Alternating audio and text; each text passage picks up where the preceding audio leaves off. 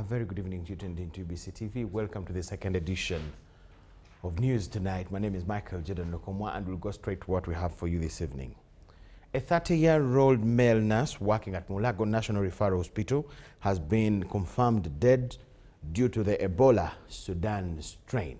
The Permanent Secretary, Ministry of Health, Dr. Diana Twine, stated that the index case passed away on the 29th of this month. Samples tested at 3 different reference laboratories confirmed that the cause of the death was Ebola Sudan strain. The Ministry of Health has officially confirmed an outbreak of the Ebola Sudan strain, which has already claimed the life of a 30-year-old male nurse from Mulago National Referral Hospital. Permanent Secretary Dr. Diana Twine affirmed the development, adding that 45 contacts have been identified and will be isolated for 21 days.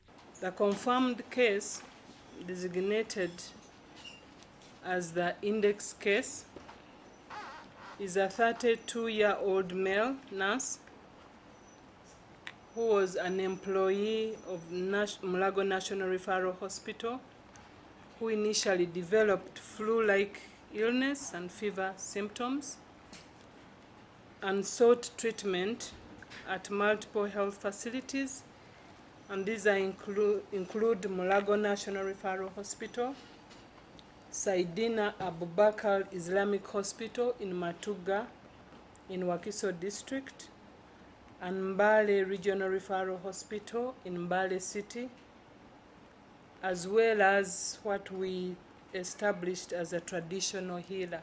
Post-mortem samples confirmed Sudan Ebola virus, and want to thank the teams that worked overnight to make sure that we got these results in time. The Ministry of Health will now commence an Ebola vaccination exercise targeting those at risk, including health workers. We are going to work within our means, within our systems. We have the resources, we have the human resource, whatever is at our disposal. We have the duty to safeguard and protect the population of Uganda. All health facilities have been urged to strictly observe infection prevention and control measures by adhering to established standard operating procedures. Our regional emergency operation centers in Kampala and Mbale to work 24/7 to continue to do active surveillance, and we have also activated our task teams in the respective places to make sure that they are on high alert. The Permanent Secretary, Minister of Health, Dr. Diana Twine, reassured the public that updates on the outbreak will continue to be provided. Any suspected Ebola cases should be reported to the Minister of Health through the toll-free line 0800 10 0066. Adia.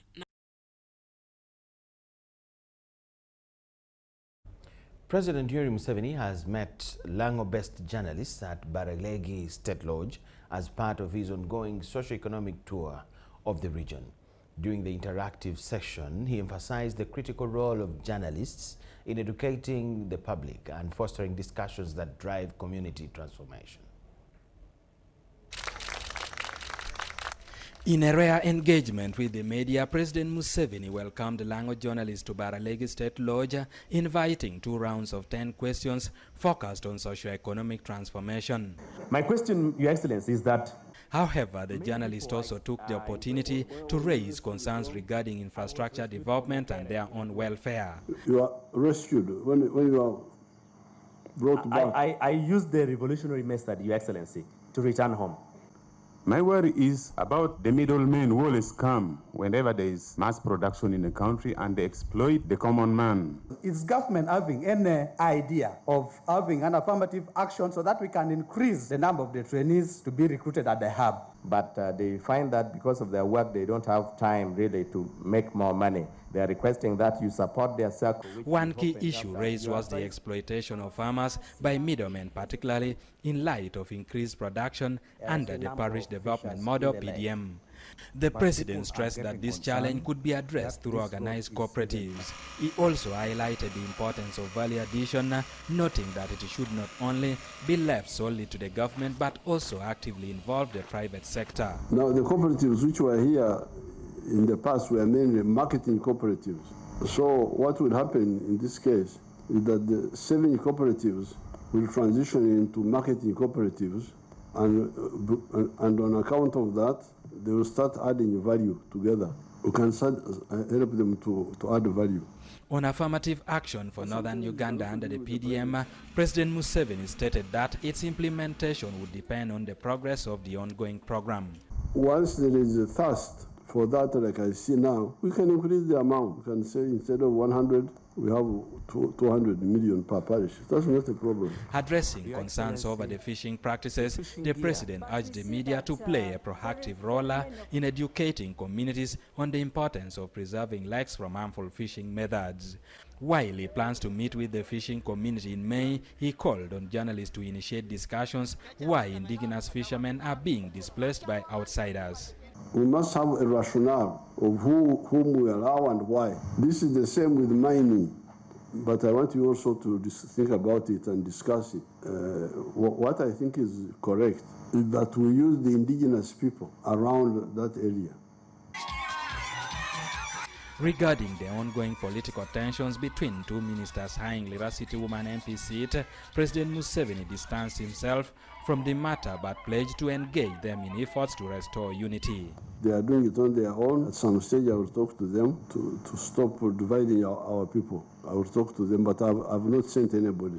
When asked about the recent tragic incident in the Democratic Republic of Congo, DRC, the president was reserved in his comments but confirmed that he participated in a virtual meeting on the matter. East African community, yes, we had a conference on Congo last night by video, and we were calling for stopping fighting, for dialogue, and so on. In a show of support for the media, President Museveni pledged a van and 100 million shillings to the Lango Journalist Circle to enhance the welfare of the media personnel. Eddie Olwa, UBC News. That is our own Eddie Olwa reporting from northern Uganda, as always. Now, as the conflict between the M23 rebels and the Kinshasa government continues to escalate in the Democratic Republic of Congo, Kampala is urging both parties to adopt the resolutions set forth by the East African heads of state. These resolutions aim at bringing an end to the ongoing hostilities through peaceful dialogue. The ongoing fighting in the Democratic Republic of Congo has resulted in widespread instability, claiming hundreds of lives and displacing thousands. The humanitarian crisis has worsened, with the refugees seeking safety in Uganda. Uganda continues to bear pressure, especially on account of so many refugees who have come in Uganda. Just to inform the country, by December 2024, Uganda was host to 560,000 refugees, all of these coming from DRC.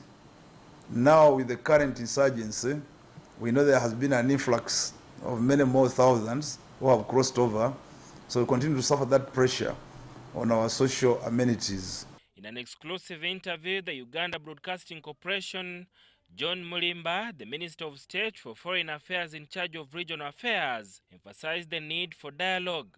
He urged both the Congolese government and M23 rebels to adopt the resolutions proposed by the East African heads of state. So we continue to urge the warring parties, government of DRC, and the rebels to put down arms and conditionally and get back to the negotiating table.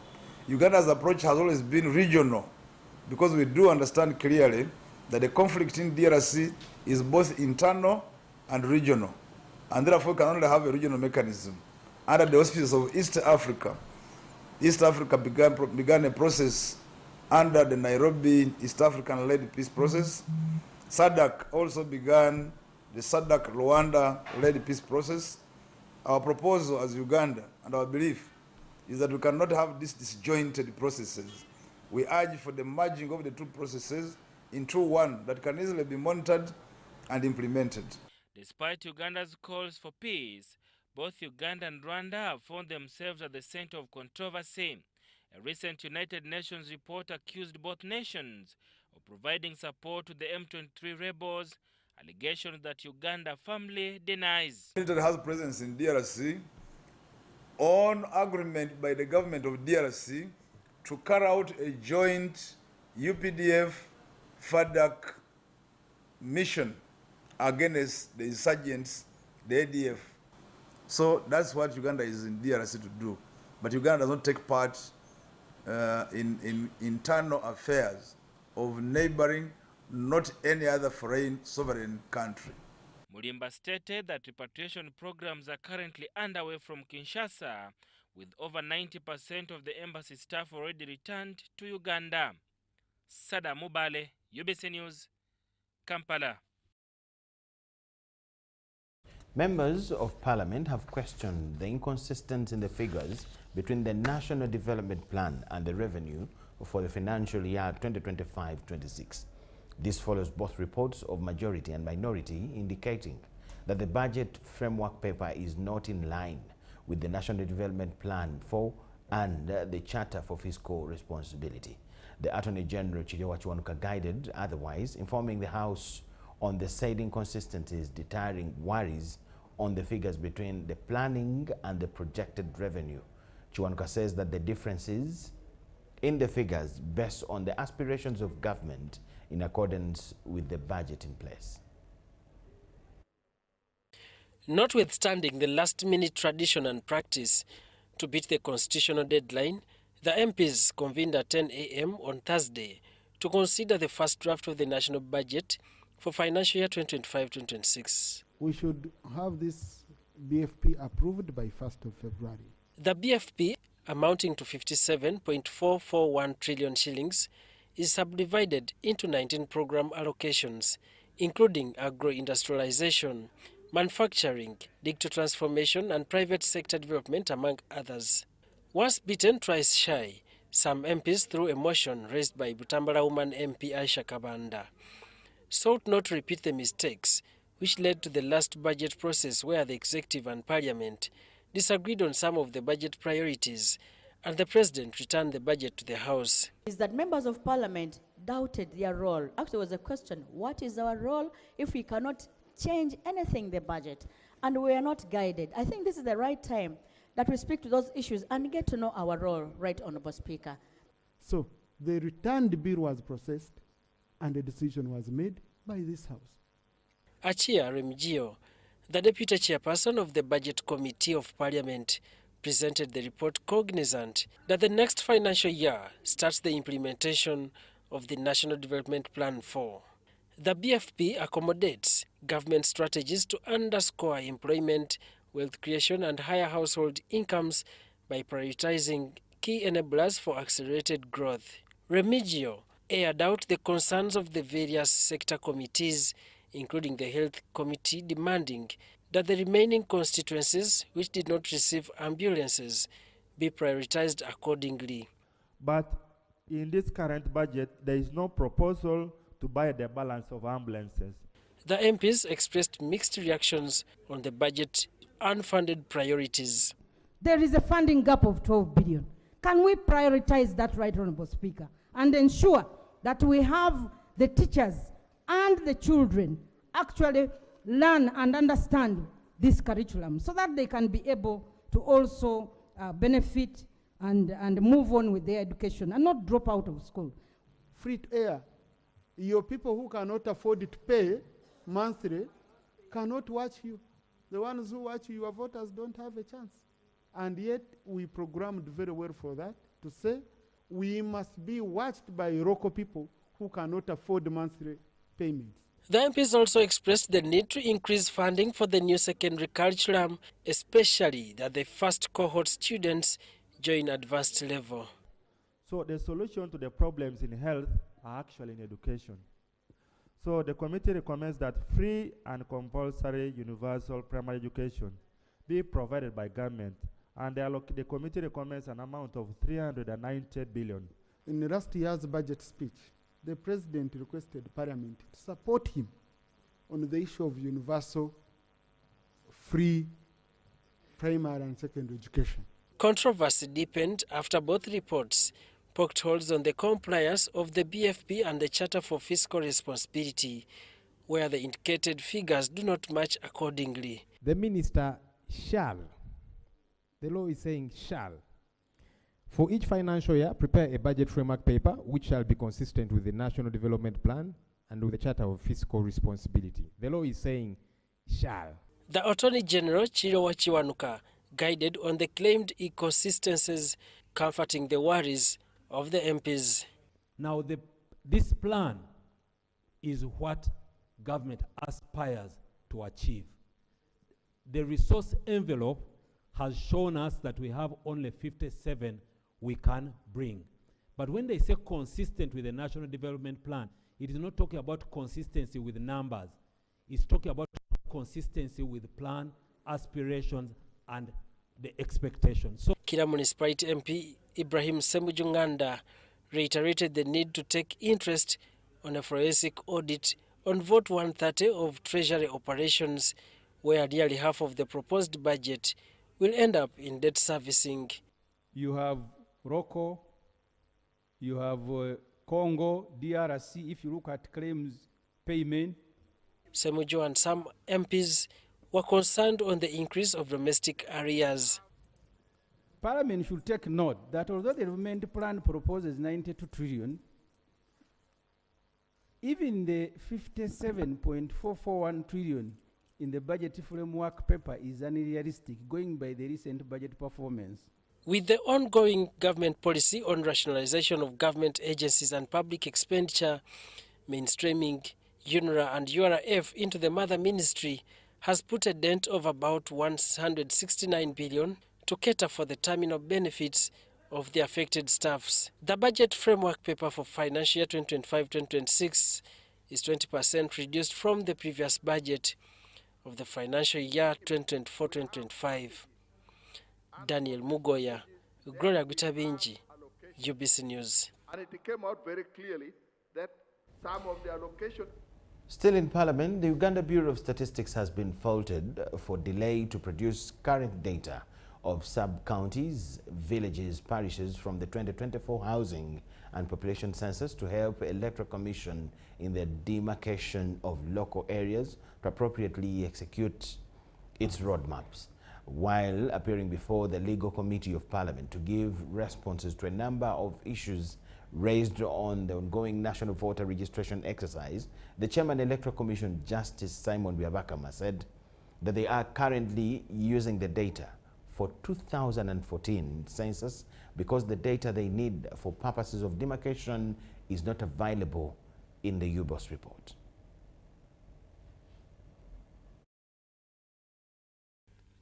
Officials from Electoral Commission, National Information Registration Authority NIRA and Uganda Bureau of Statistics have appeared before the Legal Committee of Parliament to respond to a number of issues regarding the ongoing national voter registration exercise.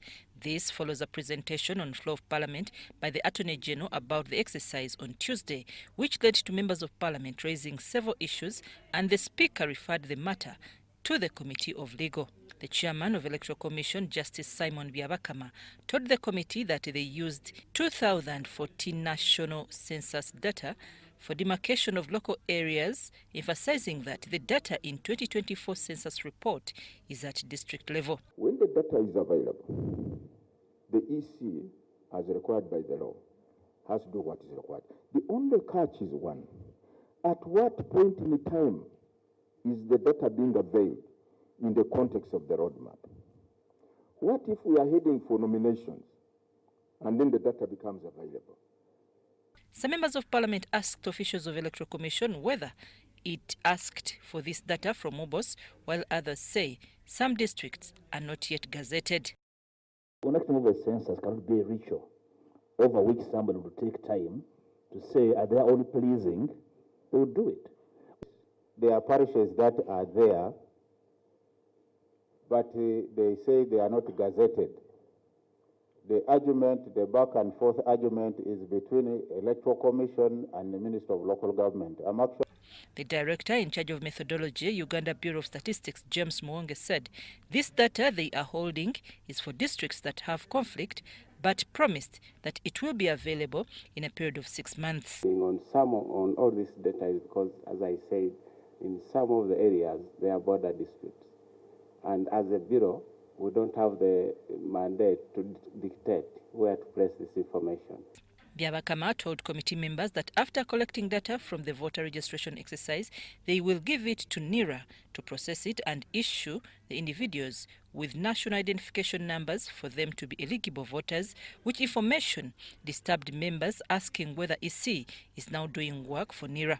It means the Electoral Commission has to halt the process and give NIRA time to first register, process the data, hand over the data to Electoral Commission, which I think is not possible now.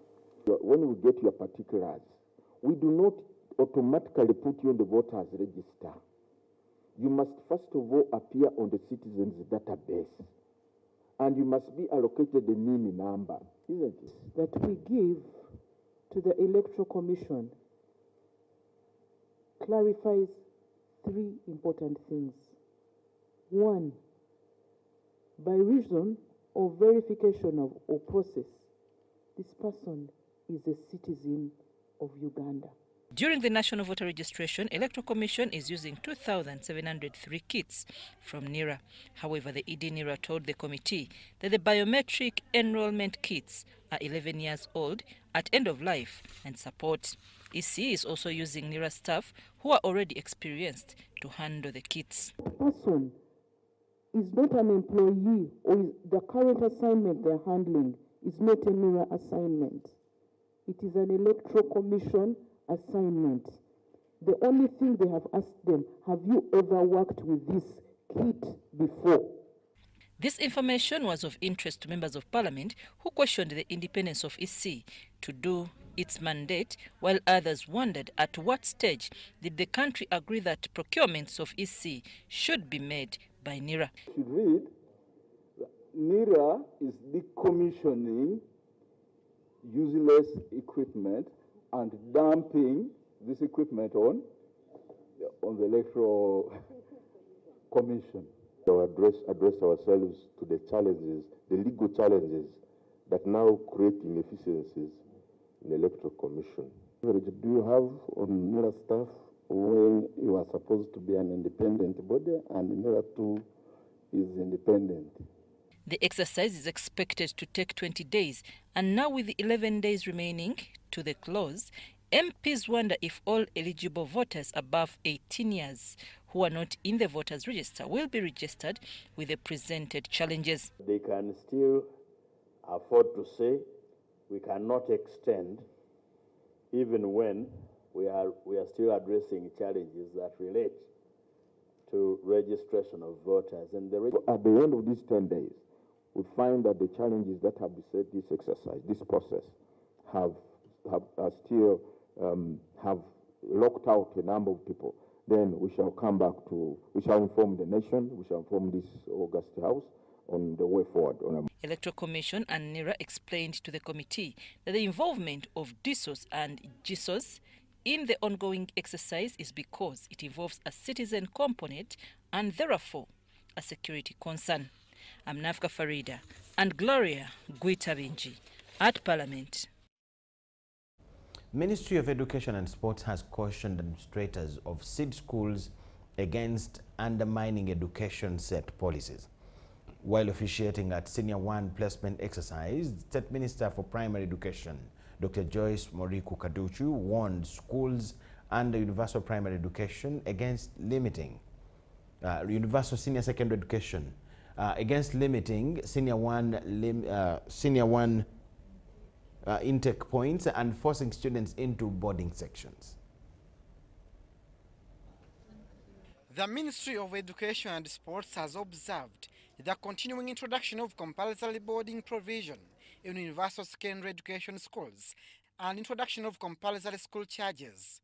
This contravenes Section 9 of the Education Act of 2008. USE is meant to significantly lower the cost of secondary education for families by government taking over the payment of school fees, while parents cater for feeding of their children. Government of Uganda has noted with dismay that many USE schools have been introducing compulsory school charges under different excuses. The ministry urged school managers not to frustrate learners over failure to attain certain points. We do not expect any school to discontinue a learner for failure to attain a certain score in internal tests. Private schools are encouraged to participate in the placement exercise for fair competition in the sector. I urge all private secondary schools to participate in this national placement exercise for purposes of transparency and accountability to the public, but also to save parents from the burden of running up and down looking for places in different schools for their children. The exercise is expected to at least absorb 80% of the 722,730 learners who passed PLE in 2024. The rest will be taken by other relevant vocational institutions. The remaining learners will be absorbed in schools that may not have directly participated in this year's exercise and in the relevant vocational institutions, as already mentioned. School managers have spent the best of the day while selecting from the automated lists to meet their capacities in Senior 1 placement. Some have raised cut-off points, while others have adjusted to blend with the prevailing situation. So far the intake compared to last year is so high. Our cut-off points for 2025 compared to last year at St. Mark's College in Namagoma has been 9. Last year we had a higher cut-off point, which was 11. Meanwhile, the ministry has downplayed allegations undermining the credibility of UNEB. Some schools in urban settings claim that they were undermarked. Inform public and UDA head teachers and my colleagues that UNEB has got a standard operating procedure. UNEB operates under a standard procedure, and this procedure, during setting examination, during field visit, during marking, during grading of results. At least 2,500 secondary schools have participated in this exercise, including 1,422 government schools and government-aided secondary schools. The senior ones will begin on the 17th of February 2025. Abdul Nasir Lubama for UBC. Still in the line of Senior 1 selection exercise kicked off with school administrators tussling out on whom to admit to their schools and why. Going by the computerized selection process by the Ministry of Education and Sports, close to 1,000 learners fall in the category of the non-selected, and it's this manual selection exercise that might locate them placements in secondary schools. In this story, we explain the selection criteria followed in allocating learners' placements in secondary schools. For every primary leaving examinations candidate to fill forms indicating their prospective secondary schools, last year's primary 7 candidates made their choices.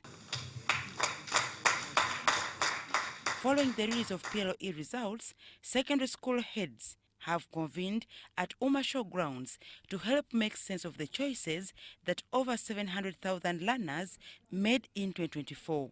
Before this team gathers for the selection exercise, the Ministry of Education and Sports has a computerized system that automates choices in accordance with the learner's performance, a process that gives birth to 3 lists that in turn school administrators follow to come up with a list of selected learners for admission in their respective schools. The lists are categorized as intake list, the selling list, and the non-selected list. Of these, the intake list spells out the capacity of a given school, which usually comprises of learners that put the school as their first choice and indeed attained the required points. The second list is known as the selling list, which carries all learners that put the given school as their first, second, third or fourth choice, but unfortunately failed to score the required grades. And the third and last one is what is called the list of the non-selected. Reason is that maybe in the process of selection, you find in this selection exercise, a school like Namagonga will take a mark similar to Gayaza and Toroga. Now, if the first choice does not take you, that means that even the other second and third will definitely not take you. So some of them are on the list of non-selected students. So we are trying to identify those students and give them opportunity. To better understand this process, we spoke to some school administrators on their intake capacity and cutoff points. Taking an example of Toro Girls School, whereas her intake capacity stands at 280 learners, a total of 2,309 learners feature on their selling list. UBC has learned that a total of 937 learners overall are the ones that are on the non-selected list. It's obvious that all of them may not have turned up, the 280. Not all normally turned up. It's for this reason, therefore, that the manual selection exercise comes in handy. The schools are under obligation, together with the National Placement Committee, to place those that were not placed by computer manually. So we call that process manual selling and manual buying. So that's now why we have this exercise, so that we take everybody, those who are not admitted by computer. Weranyangi Girls SS Bushenyi and Nabumali High School are some of the schools that are equally struggling to accommodate the huge number of requests for placements.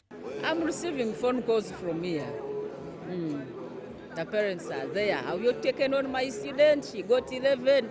We have stopped at 8. We have parents who have already approached us and we've put them on a waiting list. So when the mandatory 2 weeks for waiting for a child to report elapse, then now we go to the backup list. Whereas the selection exercise is as vital as passing examinations for one to secure admission, all hope is not lost for learners who could have missed out on their choices. The parent is encouraged to come to school, and we shall look at very many factors. There is hope if there is still room in the school to accommodate, we shall give the child. And also we may look at another factor if the child is from, say, a rural setting. That child, when given a good environment, the child will perform.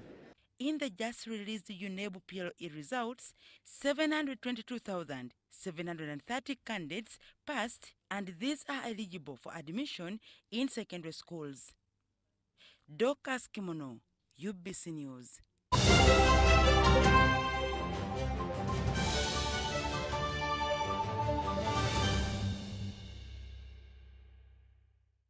Here's your chance to win school fees for your child for a whole year. Just pay school fees using Momo. Dial *165 *80#.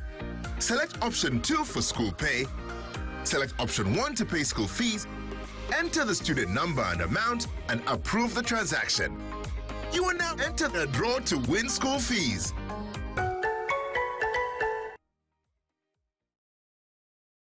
A smile that is white, fresh and beautiful is a smile to be proud of. Discover new Colgate White and Fresh for the whole family with high quality and an incredible price.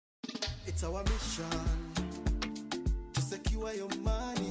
Protecting your money is as important as earning it. It is for this reason that the Deposit Protection Fund of Uganda, DPF, was established by the government of Uganda to provide deposit protection to customers of regulated financial institutions. In the unlikely event that your commercial bank, credit institution or microfinance deposit-taking institution fails, the DPF will pay you up to 10 million Uganda shillings. Keep your personal information such as national identification number, mobile phone, or an alternative bank account updated with your banker. Terms and conditions apply. For more information, contact DPF at Aha Towers, Plot 7 Lodell Road, Kampala. Call 0312-206-400 or visit our website at www.dpf.or.ug.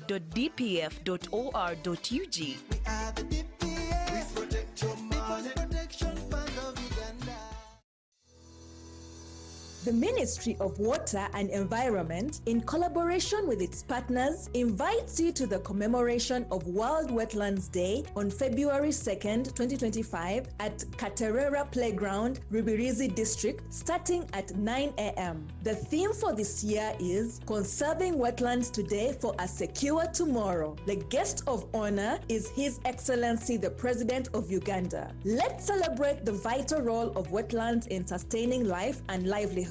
This message is brought to you by the Ministry of Water and Environment, Rubirizi District Local Government, in partnership with UNDP and GCF projects.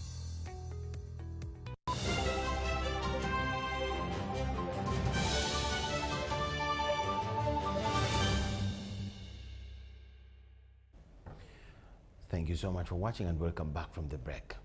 The sanitation situation at the Kampala City Abattoir has become a growing concern for traders and stakeholders. Complaints about water shortages, high utility bills and poor management have highlighted the urgent need for reforms. Traders raised the concerns to the city's leadership at their premises in Kampala.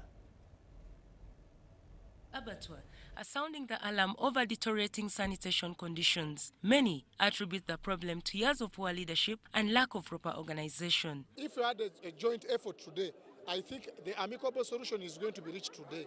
The core reasons has been the market master in this area. She has been working at the Omega, the Alpha and the what? And the Omega. So this has been seized down. We are looking forward to see that at least people of Lufula are being catered for, their problems, their achievements and goals. The traders also cite high water and electricity bills as major challenges affecting operations at the abattoir. While in an engagement to address this, Kampala's Lord Mayor Elias Lukwago cited the need for the leadership of the abattoir restructured. Conventions and arrangements should be made under Section 19 of the Markets Act 2023 to institutionalize and finalize the process within 3 months for the effective and efficient management of their affairs. Mechanism shall be worked out to choose from amongst the heads of department and overall coordinator of all departments. The Minister for Kampala and Metropolitan Affairs, Hajat Misa Kabanda, also weighed in, addressing the critical unity issues affecting the abattoir. She called for immediate intervention to stabilize water and electricity supply, promising a 1-week period for the facility to recuperate from its current state. It was not a solution. We needed this meeting before we sit with this and then we negotiate and see what we can do, because they had their... Meanwhile, the executive director of Kampala Capital City Authority, Hajat Sharia Buzechi, calls for calm as they work towards addressing these issues. The habits of private people coming into markets, public spaces, to start putting pseudo-management structures contrary to those of KCCA is not going to be entertained. What we have done in the Rufula here, in the State Abattoir, is going to follow for all other markets. My humble appeal is to everyone who is not part of KCCA, who has not gone through elections using the Market Act, to vacate the markets before we go there. Traders are now hopeful that the authorities' renewed focus on the abattoir will lead to long-term improvements. The meeting has been so massive. We have loved it. It is an achievement as abattoirs, because we are now guided fully. No more KCCA official to come and mislead us. We are going to welcome our market administrators, as well as we shall be doing our business as usual. And you are ready to work with the KCCA at whatever condition. We are very thankful for the decisions that have been taken, and you are ready to follow them. However, they stress that actions, not just promises, are needed to restore the facility's functionality and ensure better working conditions. Michael Bakablindi compiled this report for ABC News. Former Defense Minister Vincent Sempija has cautioned against cheap politics, urging leaders to prioritize substance over rhetoric. He made the remarks while addressing members of the Kalungu District Patriotic Multipurpose Cooperative Society and a team from the Blessed Family Solidarity Foundation, Uganda, led by their principal director, Kalimba Josephine, during their annual general meeting and the launch of their new office. Kalungu District Patriotic Multipurpose Cooperative Society has achieved a significant milestone by holding its inaugural annual general meeting and officially launching its new office. Members gathered to elect new leadership and set a vision for the future. In his keynote speech, former Minister of Defense Vincent Sempija emphasized the importance of leaders focusing on tangible development and effective service delivery rather than engaging in empty politicking. Today we should think about politics of development, and our leaders and all those who want to go into leadership positions should really, this time they should not divert people. They should not bring divisions in our people. They should not bring sectarianism in our people. They should not talk about things that divert the people's minds. They should talk about programs for developing our people. The principal director of the Blessed Family Solidarity Foundation, Kalimba Josephine, was present to witness the launch of the Cooperative Society. She reiterated that their primary focus will be on improving services, increasing membership, and enhancing the overall welfare of societies in Uganda. Here to open our cooperative in Kalungu. We are fighting poverty in our country. The Patriotic Multipurpose Cooperative has been instrumental in supporting its members. With the new leadership in place, members remain optimistic about the future and the opportunities ahead. When the people of Kalungu join this cooperative, we hope we have to give them some things like cows. We have partners. We have some partnerships with other institutions. When a member has a child, we can give him or her a bursary in those institutions. So I request all members to join this cooperative. So there is benefits in working together.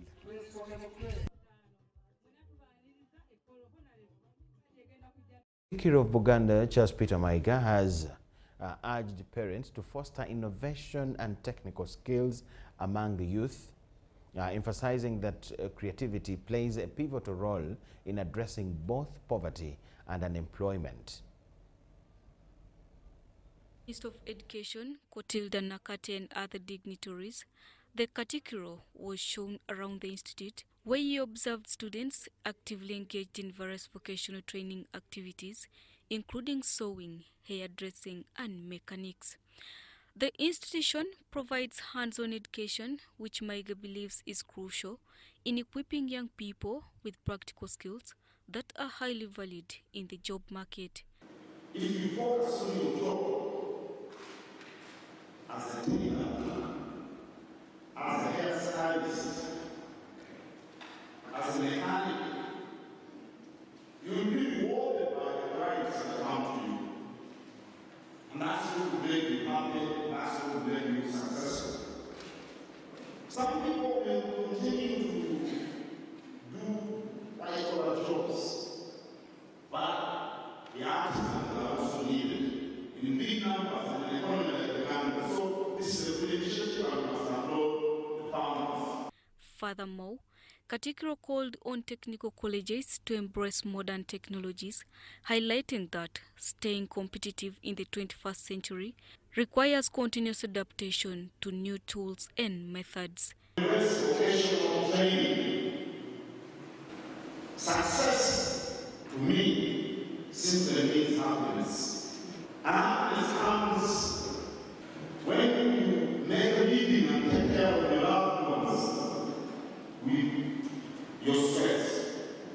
He also encouraged the youth to recognize the value of technical subjects, pointing out that these hands-on skills are vital for combating the rising levels of unemployment in the country.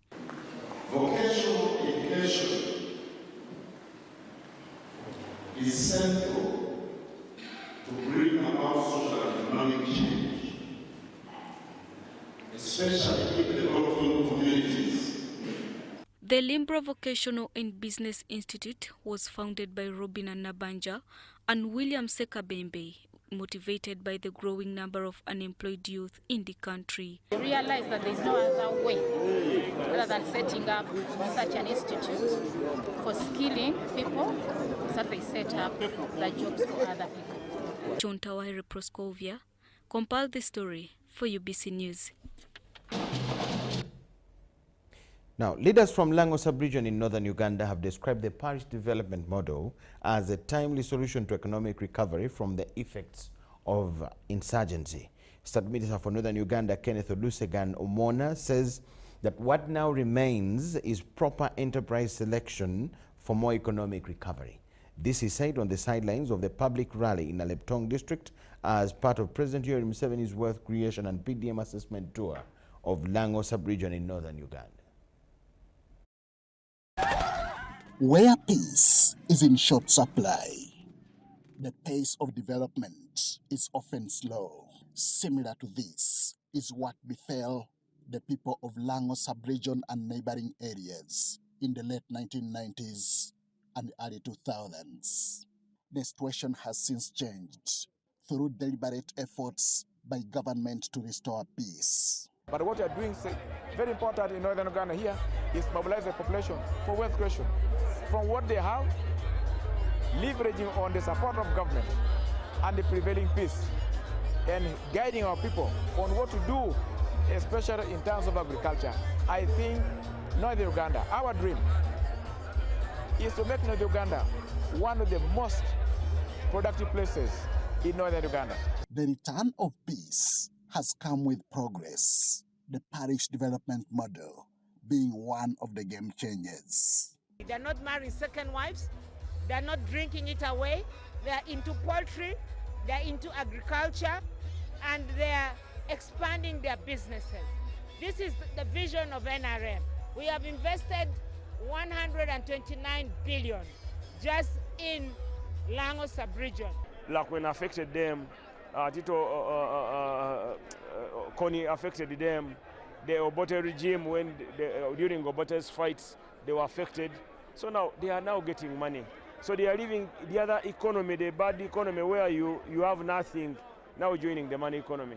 To register more of such success, it still requires proper enterprise selection for PDM beneficiaries.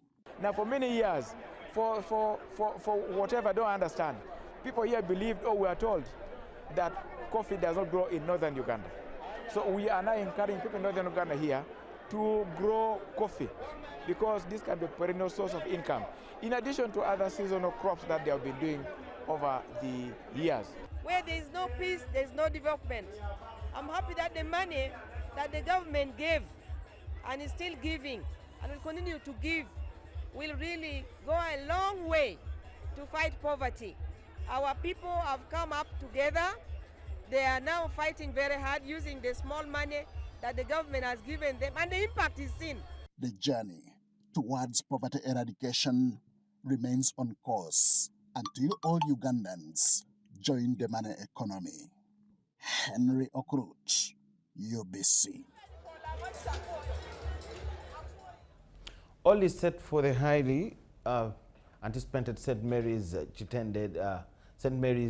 Sports Gala. But before we go there, the Diocese of Kigezi has urgently requested for a hearing at the High Court of Uganda in Kampala concerning the ownership of a 9.8 hectare piece of land in Kaharo sub-county.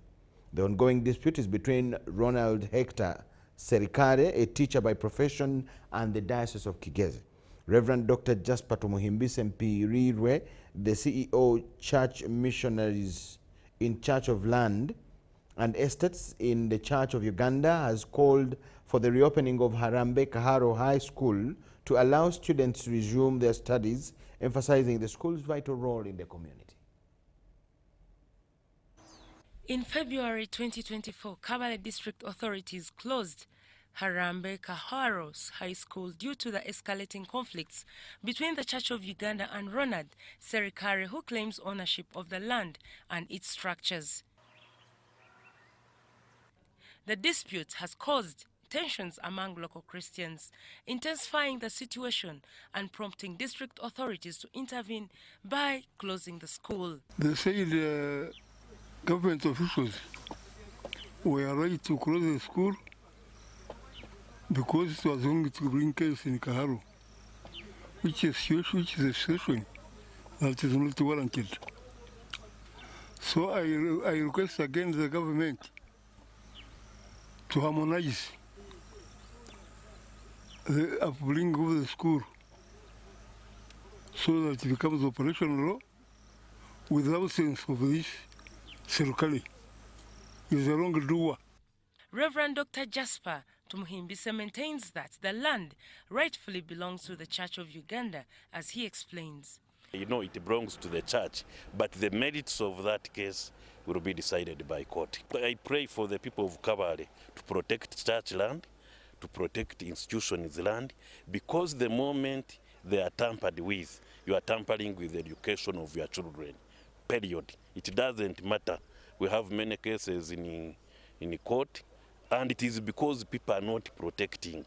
During today's hearing at the High Court of Uganda in Kabale, presided over by Justice Samuel Emoko, witnesses from both sides presented their testimonies. Material times served in Kabale district, inspectorate, we did not get any complaint regarding ownership of Harambe High School. Church of Uganda lawyers Dr. James Akampumuza, Rutanga, and Henry Ranganika have urged for calm while working to nullify Serikari's ownership claims and restore the school's operations along with other church projects. Witnesses were testifying today, and the matter has been adjourned tomorrow for the witnesses to continue with their testimonies so that the case is concluded and the communities gets to know the fate of the school and when the students would be able to resume back their studies. However, Ronald Serikare's legal team remains confident that the disputed land belongs to their client.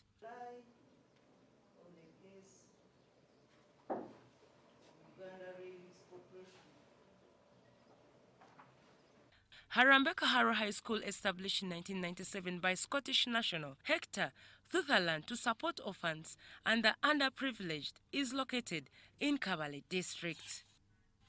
Before returning to Scotland in 2020, Sutherland entrusted the school to the Diocese of Kigezi's Kaharo Archdiocese and appointed Ronald Serikare as chairman of the Board of Governors. The church claims that Serikare later asserted ownership of the school. The contested land at the center of the conflict between the Diocese of Kigezi and Ronald Serikare houses Harambe Kaharo High School, Kaharo Primary School, a church, and ongoing farming activities. Helen Barbara and Nelson Akampurera for UBC News. Chambogo College School has benefited from expert educational advice aimed at propelling it to greater heights. This was during a capacity building workshop attended by 125 of the school's 150 staff. As celebrations to mark 70 years of existence continue, Chambogo College School is not resting on its laurels in pursuit of greater heights. To ensure there is practicability in aiming towards greater heights in education is the reason they organized a capacity building workshop. It was on the theme of transformation of the college's human resources for quality, holistic student excellence. When I entered the college in 2022, I did what we call situational analysis. And from that situational analysis, we identified strengths, we identified weaknesses, we identified opportunities. And from there, we developed a 5-year development plan. And in that plan, There are 5 pillars. Among the pillars we are emphasizing this year is the pillar of human resource. Among the speakers was Ministry of Education and Sports Permanent Secretary Dr. Kedris Turiagenda, who advised the continuous learning and development sessions. As a teacher and as teachers who are gathered here today, we have to start rethinking. I know that we learned in a certain way and we are trained to teach in a certain way, but the world has moved on. The world we live in now is driven by science, information, and technology. The world we live in now is a world that is knowledge-based. It's a world that is interconnected. We are no longer having just a village. We talk of the global village because we are interconnected. So how do we bring these precious learners to appreciate that they are learning in Chambogo College, they are walking back home to Banda or to Kireka or to wherever, but they are gaining something, skills in life that will enable them to be not only competitive in Uganda, but in the region, East Africa, in Africa region, and across the world. There was also tutorship from some of Uganda's most refined brains of Dr. Suman Lukwago, Kathleen Musingwire, and Richard Enyom, who dwelt on personal branding, teamwork, and retirement planning. Participants were also briefed on aiming at excellence, having goals, and being result-oriented.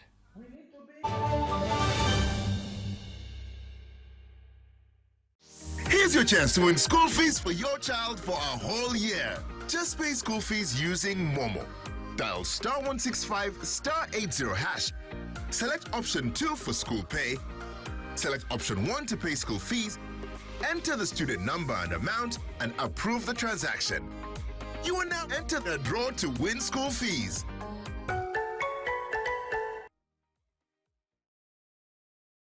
A smile that is white, fresh and beautiful is a smile to be proud of. Discover new Colgate White and Fresh for the whole family with high quality and an incredible price. Government of Uganda presents Post Buses in Uganda, operated by Posta Uganda. We specialize in professional transport, courier, and vehicle hire services across Uganda. Our routes include Kampala Masaka Mbarara Kabale Chisoro, Kampala Mukono Jinja Mbale via Tirinyi Road Soroti Lira, and Kampala Luero Kamudini Gulu Kitgum. Our main offices are located at the Post Office Head Office on Kampala Road, with booking services available at counters 23 and 24 at the General Post Office. You can also book at designated district post offices along our routes. For inquiries or bookings, please contact us on 0751 684 184. Posta Uganda. We deliver trust.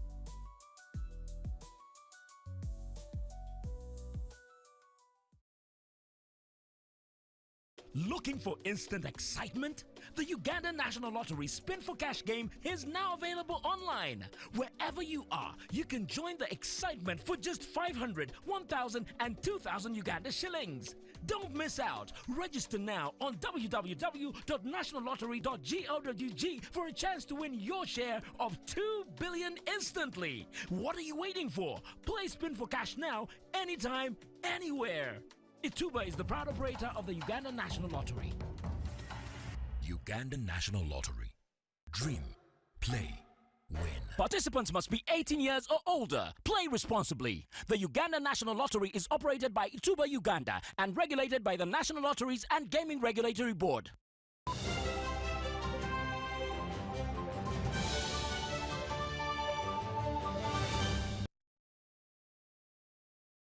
All is set for the highly anticipated St. Mary's College Kisubi League finale that's due this weekend at Legends Rugby Grounds. It was first played at the St. Mary's College Kisubi SMAC League continues to epitomize high standards and is the reason many of its outings are eagerly awaited. So associated with the SMAC League is not just for football and fitness, it is for career advancement and development. This we wouldn't have without our sponsors, of course, who put us at that level. The sponsors, the media who highlight everything we do here at an international level, you report, and that is where people identify us and are able to come and identify players like Romeo Sechito, who is now going to sign for professional football in Ghana. Ahead of the Season 7 finale this weekend at Legends Rugby Club, the promises of quality football, fun and premium vibes, courtesy of sponsors Guinness.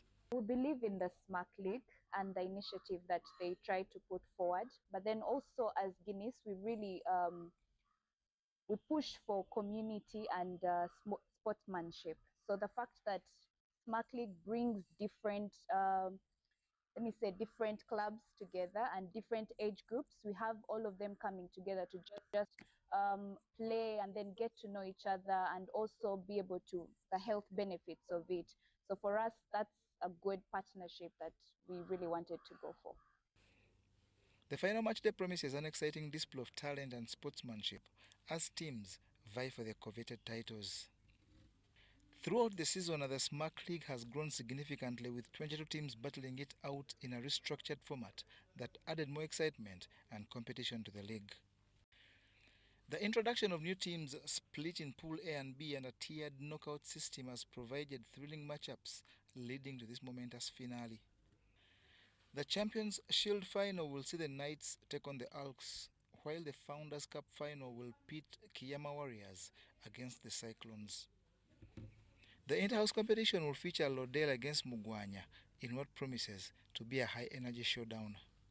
Beyond the excitement of the competition, the SMAC League has played a significant role in changing lives, with one notable example, Romeo, a striker from the Vulcan class of 2019 who was recently recruited to play professional football for GK Academy in Ghana.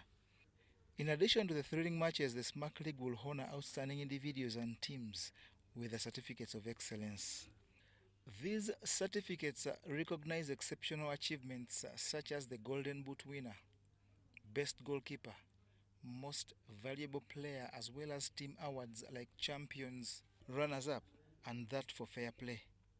Also on schedule is the SMAC League Esports Final, in which the Gladiators face Phantoms in the Shield Final, while Mafias play Pirates in the Founders Cup. From across the country have partnered with Miss Tourism Mawokota Foundation to support the girl child in a menstrual hygiene initiative. Statistics at the Ministry of Education and Sports indicate that many schoolgirls still suffer dire consequences during their menstrual cycle.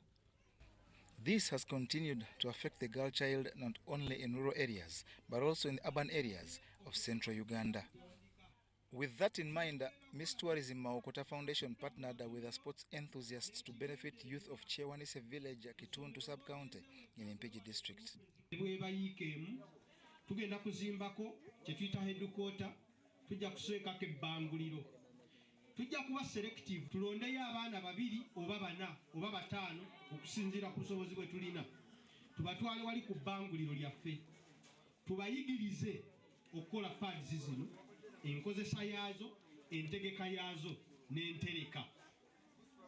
This project launch was graced by several high-profile people like former ERA legislator Susan Nakauchi and a 2023 Miss Mawokota, Beatrice Nakayemba. Weteekeko price tag. Kalenzi kajinga kakugamba kagambe webale nnyo, naye I'm above that. Turn on a future you. The occasion wasn't only about distribution of pads, but also education on menstrual health, hygiene and self-care to the attendees that included 117 girls, 41 mothers and 36 fathers. This initiative was supported by several personalities in different sports organizations, including Ahmed Hussein, Peace Diana, Robert Kiwanuka, Maktoum Muziransa, and Bet Power Futsal Super League clubs. The stakeholders in this menstrual hygiene initiative call for government involvement not only through provision, but also a revisit of the tax.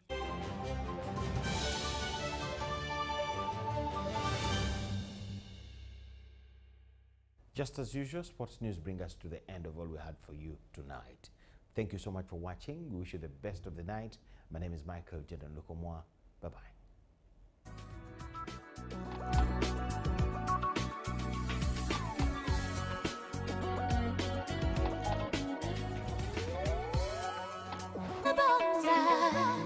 Special announcement.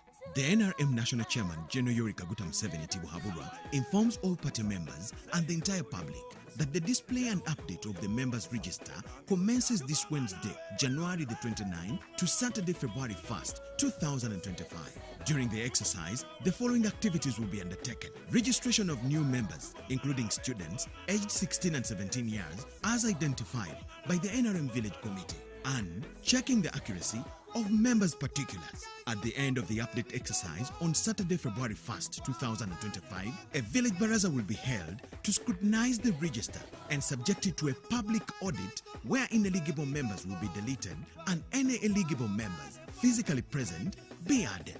Announced by the Right Honorable Richard Todwang, Secretary General of the NRM.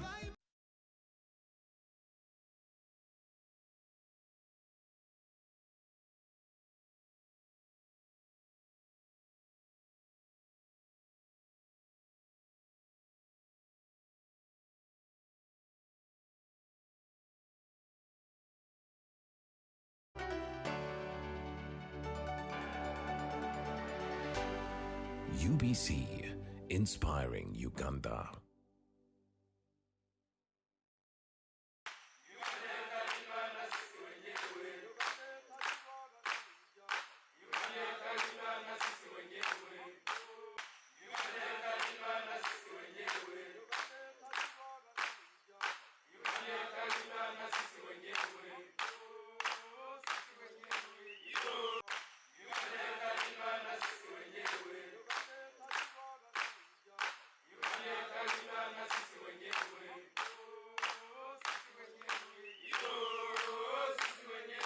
UPDF's agricultural projects at Kabamba contribute to Uganda's food security.